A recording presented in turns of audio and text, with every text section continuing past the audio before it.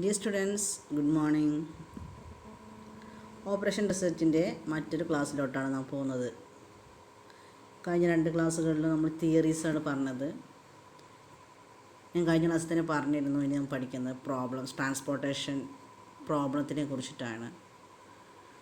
അപ്പോൾ എങ്ങനെയാണ് transportation cost അത് കാണാനുള്ള ഏതൊക്കെ മെത്തേഡുകളാണ് ഉള്ളത് അതൊക്കെയാണ് നമുക്ക് ഇനി പഠിക്കാനുള്ളത്. അപ്പോൾ ഓരോ മെത്തേഡിനും അൽഗോരിതംസ് ഉണ്ട്, കോമൺ ആയിട്ടുള്ള അൽഗോരിതംസ് ഉണ്ട്. അപ്പോൾ ഇനി എല്ലാം മെത്തേഡ് പഠിച്ചതിന് ശേഷം അൽഗോരിതം എഴുതാം എന്നാണ് ഞാൻ കരുതുന്നത്. ഞാൻ നിങ്ങളോട് പറഞ്ഞിരുന്നു. അപ്പോൾ മെത്തേഡിലോട്ട് നമുക്ക് പോവാം. Method to find initial feasible solution കണ്ടുപിടിക്കാനുള്ള മെത്തേഡുകൾ മെയിനായിട്ട് 3 തരത്തിലാണ് നമുക്ക് ഇനീഷ്യൽ ഫീസിബിൾ സൊല്യൂഷൻ വഴി ട്രാൻസ്പോർട്ടേഷൻ കോസ്റ്റ് കണ്ടുപിടിക്കാൻ കഴിയുന്നത്. ഒന്ന് north west corner method, NWCM എന്ന് പറയും. നിങ്ങൾ ആ ഷോർട്ട് ഫോം കൂടി ഓർത്തേക്കുക. കാരണം ചില സമയങ്ങളിൽ എക്സാമിന് ഷോർട്ട് ഫോംസാണ് ക്വസ്റ്റ്യൻ പേപ്പറിൽ കാണാറ്. North west corner method. രണ്ടാമത്തേന്ന് പറയുന്നത് ലീസ്റ്റ് കോസ്റ്റ് മെത്തേഡാണ്, LCM എന്ന് പറയും. LCM എന്ന് പറയുമ്പോൾ നമുക്ക് നമ്മുടെ മനസ്സിൽ ലസാഗു വരാം, പക്ഷേ ലസാഗു അല്ല. നമ്മൾ പഠിക്കുന്ന സബ്ജക്റ്റിനനുസരിച്ച് LCM എന്ന് പറയുന്നത് ലീസ്റ്റ് കോസ്റ്റ് മെത്തേഡാണ്. പിന്നെ last one Vogel's approximation method. അതിനാണ് കൂടുതലും ഷോർട്ട് ഫോം യൂസ് ചെയ്യാറ്, വാം മെത്തേഡ് എന്ന് പറയാറ്. വാം മെത്തേഡ് എന്ന് പറയേണ്ട വാം, കാരണം M എന്നുള്ള മെത്തേഡാണ്. വോഗൽസ് അപ്രോക്സിമേഷൻ മെത്തേഡിനാണ് എപ്പോഴും ഷോർട്ട് ഫോം വാം എന്ന് ചോദിക്കാറ്. അപ്പോൾ 3 തരത്തിലാണ് ഇനീഷ്യൽ ഫീസിബിൾ സൊല്യൂഷനുള്ള 3 മെത്തേഡുകളാണുള്ളത്. ഒന്ന് north west corner method, least cost method, Vogel's approximation method. അപ്പോൾ ഫസ്റ്റ് നമുക്ക് എന്താണ് നോർത്ത് വെസ്റ്റ് കോർണർ മെത്തേഡ്, എങ്ങനെയാണ് പ്രോബ്ലം ചെയ്യാമെന്ന് നോക്കാം. North west corner method first problem നോക്കാം. From the following particulars obtain the initial basic feasible solution of a transportation problem. താഴെ തന്ന particulars use ചെയ്തിട്ട് ഇനീഷ്യൽ ഫീസിബിൾ സൊല്യൂഷൻ്റെ ഒരു ട്രാൻസ്പോർട്ടേഷൻ പ്രോബ്ലമാണ്. അത് കണ്ടുപിടിക്കാനാണ് പറയുന്നത്. നമുക്ക് നോക്കാം തന്നത് എന്തൊക്കെയാണ് ഡീറ്റെയിൽസ് എന്ന് നോക്കാം. ഇതാണ് തന്നിട്ടുള്ള ക്വസ്റ്റ്യൻസ്. ഒറിജിൻ, ഡെസ്റ്റിനേഷൻ തന്നിട്ടുണ്ട്, ഡിമാൻഡ് തന്നിട്ടുണ്ട്. ഒറിജിൻ ഓർ ഡെസ്റ്റിനേഷൻ തന്നിട്ടുണ്ട്, പിന്നെ സപ്ലൈ ഡിമാൻഡ്. സപ്ലൈ ഇവിടെ കട്ടായി പോയിട്ടുണ്ട്, ഞാനിവിടെ എഴുതാം. സപ്ലൈ 10, 16, 14, 28. ഇതാണ് സപ്ലൈ കണ്ടില്ലേ. ഇവിടെ ഡിമാൻഡ്. അപ്പോൾ നോക്കൂ, ഒറിജിൻ, ഡെസ്റ്റിനേഷൻ, അതായത് സ്റ്റാർട്ടിങ് ട്രാൻസ്പോർട്ടേഷൻ നടക്കുന്ന ഒറിജിനും അതിൻ്റെ ഡെസ്റ്റിനേഷനും തന്നിട്ടുള്ളത്. ഈ ഒറിജിനെ കാണിക്കാനാണ് നമ്മൾ O1, O2, O3, O4 എന്നുള്ള ഈ ഒരു ഇത് കൊടുത്തിട്ടുള്ളത്. അത് ഓരോ സ്ഥലത്തു നിന്ന് വരുന്ന ട്രാൻസ്പോർട്ടേഷനാണ്. അത് എത്തുന്ന സ്ഥലങ്ങളാണ്. ഒന്ന് D1, D2, D3, അങ്ങനെ 3ആണ്. അപ്പോൾ 4 റോയും 3 കോളംസും ഉണ്ട്. അപ്പോൾ അതിൻ്റെ സപ്ലൈയും ഡിമാൻഡും ഇവിടെ തന്നിട്ടുണ്ട്. ഇങ്ങനെയാണ് ഒരു പ്രോബ്ലം തരിക. ഇങ്ങനൊരു പ്രോബ്ലം നമുക്ക് തരുമ്പോൾ കോളംസ് ഇങ്ങനെ റോയും കോളമായിട്ടാണെങ്കിൽ പോലും നമുക്ക് ആ ഒരു ടേബിളിൻ്റെ സ്ട്രക്ചറൊന്നും ഉണ്ടാവില്ല. അപ്പോൾ നമ്മൾ എന്ത് ചെയ്യണം, ആ ടേബിളിൻ്റെ സ്ട്രക്ചറിലോട്ട് ക്വസ്റ്റിനെ മാറ്റണം. അതാണ് ആദ്യം ചെയ്യേണ്ടുന്ന ഒരു കാര്യം. അപ്പോൾ നമ്മളിങ്ങനെ എഴുതണം, ആദ്യം ഈ ഒരു ഫോർമാറ്റിലോട്ട് എഴുതി വയ്ക്കാം. ആദ്യം അതാണ് ചെയ്യേണ്ടത്. അപ്പോൾ പെട്ടെന്ന് നമുക്ക് മനസ്സിലാക്കാൻ കഴിയും. മറ്റേത് ഇങ്ങനെ അവിടെ ഇവിടെ കിടക്കുമ്പോൾ ക്വസ്റ്റ്യൻ പേപ്പറിൽ നിന്ന് കാണുമ്പോൾ പെട്ടെന്ന് മനസ്സിലാവും, പക്ഷേ നമ്മൾ ബുക്കിൽ എഴുതുമ്പോൾ കുറച്ച് വ്യത്യാസം. കാരണം ക്വസ്റ്റ്യൻ പേപ്പറിൽ അധികം ഈ മുകളിൽ original destination D1, D2, D3, O1, O2, O3, O4 ആ ഭാഗങ്ങളൊക്കെ കുറച്ചൊരു ഡാർക്കൻ ചെയ്തിട്ടും മറ്റേതൊരു സ്ലൈറ്റിൻ്റെ ചെയ്തിട്ടാണ്. അപ്പോൾ നമുക്ക് ക്വസ്റ്റ്യൻ പേപ്പർ കാണുമ്പോൾ പെട്ടെന്ന് മനസ്സിലാവും. പക്ഷേ നമുക്ക് ആൻസറിൽ എഴുതുമ്പോൾ നമ്മുടെ എല്ലാം ഒരേപോലെ തന്നെയാണ്. നമ്മൾ പെന്നുകൊണ്ട് എഴുതുന്ന ലെറ്റർ. അതുകൊണ്ട് നിങ്ങൾ എന്ത് ചെയ്യണം, ഇത്രയും പെട്ടെന്ന് ടേബിൾ ഫോർമാറ്റിൽ വരയ്ക്കുക. ട്രാൻസ്പോർട്ടേഷൻ പ്രോബ്ലം എന്ന് പറയുമ്പോൾ എപ്പോഴും ടേബിൾ ഫോർമാറ്റാണ്. ആ ഒരു ഫോർമാറ്റിലോട്ട് വരയ്ക്കാം. അപ്പോൾ വരയ്ക്കുമ്പോൾ ഇങ്ങനെ ടേബിൾ വരയ്ക്കുക. അതിൽ ഡെസ്റ്റിനേഷനും ഒറിജിനും പുറത്ത് നിർത്തുക, സപ്ലൈ ഡിമാൻഡും പുറത്ത് നിർത്തിയിട്ട് വരയ്ക്കാം. മനസ്സിലായിട്ടുണ്ടാവും ഫിഗർ എന്ന് വിചാരിക്കണം. ഇനി നമുക്ക് ഇതിലാണ് പ്രോബ്ലം ചെയ്യേണ്ടത്. അപ്പോൾ ആദ്യം നിങ്ങൾ ശ്രദ്ധിക്കേണ്ടത് പേരെന്താണ്, നിങ്ങളുടെ പ്രോബ്ലത്തിൻ്റെ പേര് നോർത്ത് വെസ്റ്റ് കോർണർ റൂൾ എന്നാണ്. അപ്പോൾ ഏതാണ് ഈ നോർത്ത് വെസ്റ്റ് കോർണർ? നമുക്കൊരു ഗ്രാഫ് വരയ്ക്കുമ്പോൾ, അല്ലെങ്കിൽ നമ്മളൊരു മാപ്പിൻ്റെ നോർത്തും വെസ്റ്റും ഈസ്റ്റും സൗത്തും നിങ്ങൾക്ക് അറിയുന്നുണ്ടാവും അല്ലേ.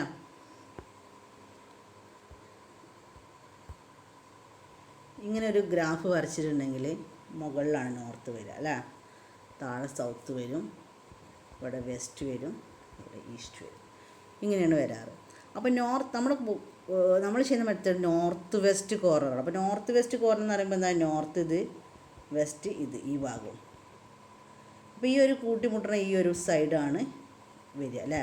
അപ്പോൾ ഈ നോർത്ത് വെസ്റ്റ് പറയുമ്പോൾ ഇവിടെ ഇത്രയും ഇങ്ങനെയാണ് വരിക. അപ്പോൾ ഏറ്റവും നോർത്ത് വെസ്റ്റ് കോർണർ എന്ന് പറയുമ്പോൾ ഈ സൈഡാണ് നോർത്ത് വെസ്റ്റ് ആയിട്ട് വരിക. അപ്പോൾ ഈ ഒരു സൈഡിലേക്കാണ് ആദ്യം നമ്മൾ പ്രോബ്ലം ചെയ്യാൻ പോകേണ്ടത്. അതായത് ഒരു ഡയഗ്രാം വരച്ച് കഴിഞ്ഞിട്ടുണ്ടെങ്കിൽ നോർത്ത് വെസ്റ്റ് സൈഡിൽ നിന്നാണ് നമ്മൾ പ്രോബ്ലം സ്റ്റാർട്ട് ചെയ്യേണ്ടത്.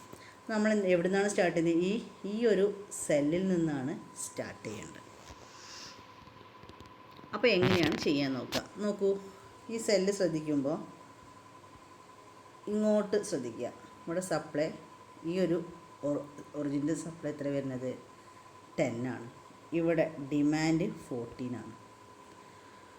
അപ്പോൾ നമ്മൾ ഈ ഒരു നോർത്ത് വെസ്റ്റ് കോർണറിൽ ഇതാണ് സ്റ്റാർട്ടിങ് തുടങ്ങുകയെന്ന് പറഞ്ഞു. അപ്പോൾ നിങ്ങൾ ശ്രദ്ധിക്കേണ്ട സപ്ലൈ ഡിമാൻഡ് നോക്കുക. ഏതാണ് കുറവ് നോക്കുക, സപ്ലൈ ആണ് കുറവ്.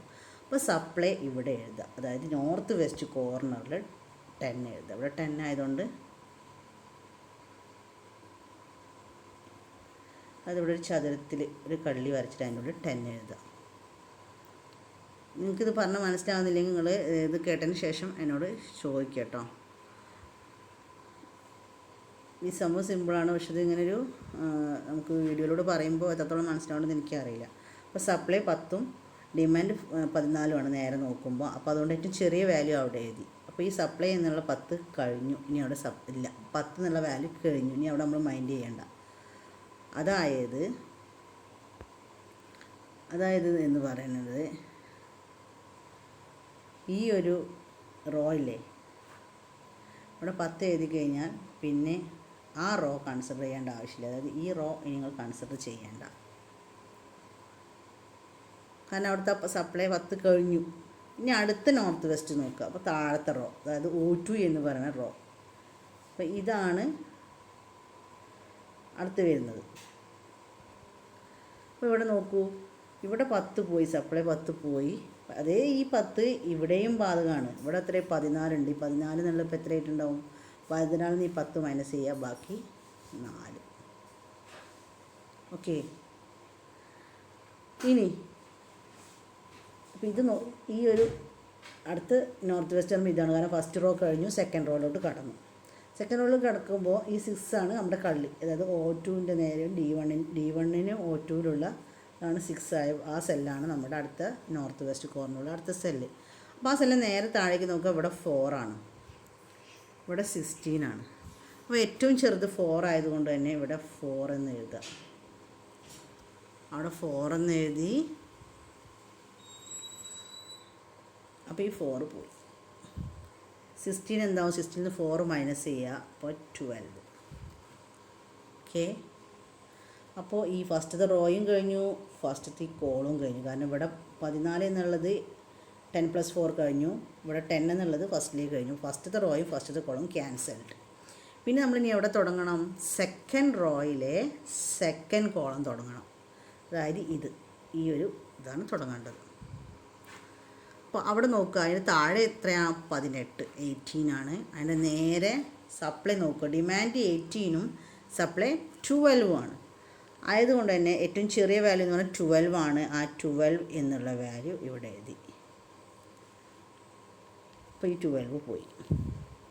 അപ്പോൾ ഫസ്റ്റത്തെ റോ പോയി, ഫസ്റ്റത്തെ റോ പോയി, സെക്കൻഡ് റോ പോയി, ഫസ്റ്റ് കോളം പോയി.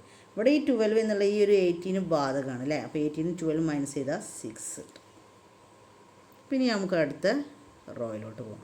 അടുത്ത റോയിലോട്ട് പോകുമ്പോൾ എന്താണ്, ഇത് വേണ്ട, അത് ഓൾറെഡി ക്യാൻസൽഡ് ആണ്. അങ്ങനെ ഫസ്റ്റ് കോളം കഴിഞ്ഞുകൊണ്ട് അതിലേക്ക് പോകണ്ട. സെക്കൻഡ് റോയിലെ തേർഡ് റോയിലെ സെക്കൻഡ് കോളം, അതായത് 8 എന്നുള്ള ഈ ഒരു സെല്ല്. അതിന് നേരെ നോക്കുക, അവിടെ 14 ആണ്, അത് 14.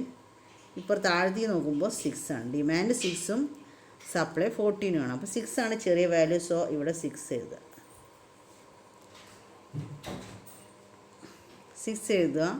അപ്പോൾ ഈ 6 ഇവിടുന്ന് ബാലൻസ് ആയി കട്ട് ചെയ്ത് പോയി. ഇവിടെ ബാക്കി എത്ര വരുന്നു വെച്ചാൽ എത്രയാണ്, 14 മൈനസ്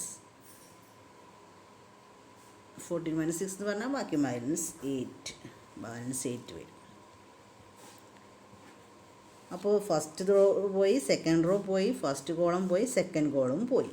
പിന്നെ നമുക്കുള്ള ഇനി തേർഡ് റോയിലെ തേർഡ് റോയും തേർഡ് കോളും അത് 14 എന്നുള്ള ഇത്. അപ്പോൾ അതിൽ നോക്കുക, ഇപ്പോഴത്തെ എന്താണ്, താഴെ 36 ഉണ്ട്, അപ്പുറത്തൊരു 8 ഉണ്ട്. അതായത് സപ്ലൈ 8ഉം ഡിമാൻഡ് 36ഉം. അപ്പോൾ ചെറുത് 8 ആയതുകൊണ്ട് ഇവിടെ 8 എഴുതി. അപ്പോൾ ഈ 8 കട്ട് ചെയ്ത് പോയി, ഇവിടെ 36 8 പോയാൽ 28. ഇനി നോക്കൂ, ഇനി ആകെ ഒരു 4 എന്നുള്ളൊരു സെല്ല് മാത്രമേ ഉള്ളൂ. ഈ സെല്ല് പോയി, ഇത് മൊത്തം ഫസ്റ്റ് കോളം പോയി, സെക്കൻഡ് കോളം പോയി, തേർഡ് കോളം പോയി, ഫസ്റ്റ് റോ പോയി, സെക്കൻഡ് റോ പോയി, തേർഡ് റോ പോയി, ഫസ്റ്റ് കോളും സെക്കൻഡ് കോളും പോയി. ഇനി ഈ 4 എന്നുള്ള സെല്ല് മാത്രമേ ഉള്ളൂ. ബാക്കി എല്ലാം തന്നെ ക്യാൻസലായി പോയിട്ടുണ്ട് അല്ലേ. അപ്പോൾ നോക്കൂ, ഇവിടെ 28 ഉണ്ട്, ഇവിടെയും 28 ഉണ്ട്. ഇങ്ങനെ വരണം. ലാസ്റ്റത്തെ സെല്ല് എന്ന് പറയുന്നത് അവസാനം സപ്ലൈ ഡിമാൻഡ് തുല്യമായി വരണം. ഇല്ലെങ്കിൽ നിങ്ങളുടെ പ്രോബ്ലം എവിടെയോ വെച്ച് തെറ്റിപ്പോയി എന്നാണ് എൻ്റെ അർത്ഥം. അങ്ങനെ വന്നാൽ മാത്രമേ നമുക്ക് ഇവിടെ 28 എന്ന് എഴുതിയിട്ട് രണ്ടും കൂടി ബാലൻസായി പോവുള്ളൂ. അതായത് ഇവിടെയും 28 കട്ട് ചെയ്ത് പോകണം, ഇവിടെയും 28 കട്ട് ചെയ്ത് പോകണം. അങ്ങനെ പോകണമെന്നുണ്ടെങ്കിൽ കറക്റ്റായിട്ട് ഇങ്ങനെ എഴുതാൻ കഴിയണം. അങ്ങനെ എഴുതി കഴിഞ്ഞില്ലെങ്കിൽ നിങ്ങളുടെ പ്രോബ്ലം എവിടെയോ വെച്ച് തെറ്റി എന്നാണ് അർത്ഥം. അപ്പോൾ നിങ്ങൾക്ക് മനസ്സിലായിട്ടുണ്ടാവും വിചാരിക്കുന്നു. ഇവിടെ 10 വന്നത് ഒന്നും കൂടി ഞാൻ വേണമെങ്കിൽ പറയാം, നമുക്കൊന്നും കൂടി മനസ്സിലാക്കാൻ പറ്റും.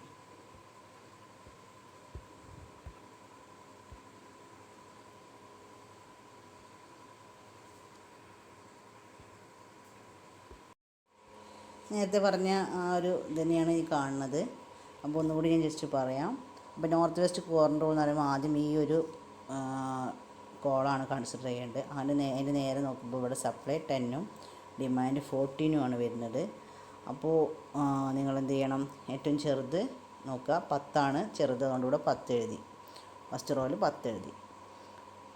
അപ്പോൾ ഇവിടെ 10 ക്യാൻസൽ ചെയ്ത് പോയി. ഇവിടെ 14 ആയതുകൊണ്ട് 14 - 10 4 ബാലൻസ് വരും. പിന്നെ ഈ ഒരു റോ ഇല്ല, 10 കഴിഞ്ഞല്ലോ, പിന്നെ ഇല്ല. പിന്നെ നമ്മൾ നോക്കേണ്ട അടുത്ത റോയാണ്, അതായത് ഈ റോ. അപ്പോൾ അതിൽ നോക്കുമ്പോൾ ഇവിടെ 16 ആണ് സപ്ലൈ, 16 ആണ്, ഡിമാൻഡിൽ 4 ഉള്ളൂ. അപ്പോൾ ചെറുത് 4 ആയതുകൊണ്ട് തന്നെ അവിടെ 4 എന്ന് എഴുതി. 4 എന്ന് എഴുതിയപ്പോൾ ഈ 4 ക്യാൻസലായി. ഇവിടെ 16 - 4 12 ആയി. അപ്പോൾ ഈ ഒരു കോളും കഴിഞ്ഞു. പിന്നെ നമുക്ക് നോക്കാനുള്ളത് ഈ ഒരു അടുത്ത വരി, അതായത് 6 എന്നുള്ള ഈ ഒരു കോളാണ്. അപ്പോൾ അതിൽ നോക്കുമ്പോൾ ഇവിടെ 12ഉം ഇവിടെ 18ഉമാണ്. അപ്പോൾ ചെറുത് 12 ആയതുകൊണ്ട് തന്നെ അവിടെ 12 എഴുതി, അതുകൊണ്ട് 12 ക്യാൻസലായി. ഇവിടെ 18 - 12 6. അപ്പോൾ ഈ ഒരു റോയും കഴിഞ്ഞു.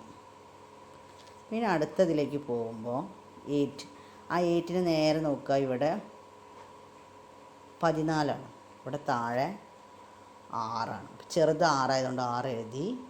ഇവിടെ 14 6 കുറച്ചപ്പോൾ 8 കിട്ടി, അതവിടെ എഴുതി. അപ്പോൾ ഈ ഒരു കോഡും പോയി. പിന്നെ അടുത്തത് 14 എന്നുള്ള കോളാണ് നോക്കുക. അതിന് ഇവിടെ 8ഉം ഇവിടെ 36ഉമാണ്. അപ്പോൾ ചെറുത് 8 ആയതുകൊണ്ട് 8 എഴുതി. ഇവിടെ 36 8 കുറച്ചിട്ടുണ്ടെങ്കിൽ 28. ഇവിടെ 8 ക്യാൻസലായിപ്പോയി. അത് മാത്രമല്ല ഈ റോയും കഴിഞ്ഞു. പിന്നെ അടുത്ത് ഇതാണുള്ളത്. ഇപ്പോൾ ഇവിടെ 28, ഇവിടെ 28. ഇങ്ങനെ വന്നു കഴിഞ്ഞാൽ സപ്ലൈ ഡിമാൻഡ് തുല്യമായി വന്നു കഴിഞ്ഞാൽ നിങ്ങൾ ചെയ്ത പ്രോബ്ലം കറക്റ്റാണെന്ന് മനസ്സിലാക്കാം. അപ്പോൾ ഈ 28 അവിടെ എഴുതി, ഇവിടെയും കട്ട് ചെയ്ത് പോയി. ഇങ്ങനെ വന്നാൽ പ്രോബ്ലം ശരിയായി. അങ്ങനെയാണ് ഇത് ചെയ്യണത്. വളരെ സിമ്പിളാണ്. ഇനി നമുക്ക് നോക്കേണ്ട കാര്യങ്ങൾ ട്രാൻസ്പോർട്ടേഷൻ കോസ്റ്റാണ്. പിന്നെ ഒരു സെൽ അലൊക്കേഷൻ, നമുക്കൊരു ഇക്വേഷൻ പഠിച്ചിരുന്നു, M+N-1. അത് കറക്റ്റാണ് നോക്കണം. M എന്ന് പറയുന്നത് റോയുടെ എണ്ണവും N എന്ന് പറഞ്ഞാൽ കോളത്തിൻ്റെ എണ്ണവും ആണെങ്കിൽ M+N-1 എന്ന് പറയുമ്പോൾ റോ എന്ന് പറയുന്നത് 4 ആണ്, കോളം എന്ന് പറയുന്നത് 3 ആണ് അല്ലേ. 4